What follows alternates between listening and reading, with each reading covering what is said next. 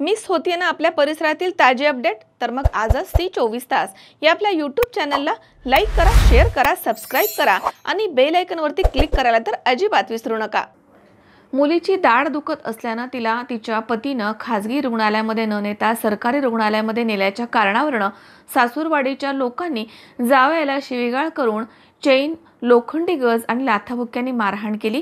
28 जुलै रोजी दुपारच्या सुमारास आवरी तालुक्यातील ताराबाद परिसरात ही घटना घडली आहे।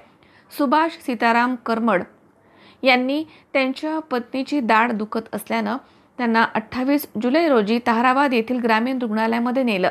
त्या ठिकाणी पत्नीच्या माहेरकडील लोक तिथे आले। उपचार घेऊन ते घराकडे जात असताना ताराबाद येथील पाण्याच्या टाकीजवळ थांबले। त्यावेळी सुभाष करमड यांचा सासरा रामदास वाघमोडे हा जावयाला म्हणाला की तू माझ्या मुलीला ग्रामीण रुग्णालयामध्ये का आणलं? त्यावेळी जावई त्यास म्हणाला की माझ्याकडे पैसे नव्हते, त्यामुळे मी खासगी रुग्णालयामध्ये न नेता सरकारी दवाखान्यामध्ये घेऊन आलो असं म्हणाल्याचा सासऱ्याला राग आला।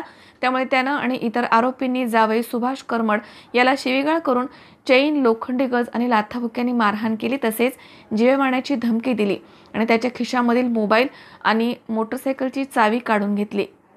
या घटनेमध्ये जावई सुभाष सीताराम करमड हे गंभीर जखमी झालेत। त्यांच्यावरती अहिल्यानगर येथील ग्रामीण रुग्णालयामध्ये उपचार सुरू आहे। त्यांनी दिलेल्या जबाबावरून रावरी पोलीस ठाण्यामध्ये आरोपी रामदास विठ्ठल वाघमोडे, अंबादास रामदास वाघमोडे, गोवर्धन नाथा लोंढे तसेच पांडुरंग बबन पिसाळ, लक्ष्मीबाई वाघमोडे, भास्कर धोंडीबा कोळेकर या 7 जणांवरती गुन्हा दाखल करण्यात आलाय। मनोज साळवेसह सतीश फुलसौंदर, सी24 तास, राहुरी।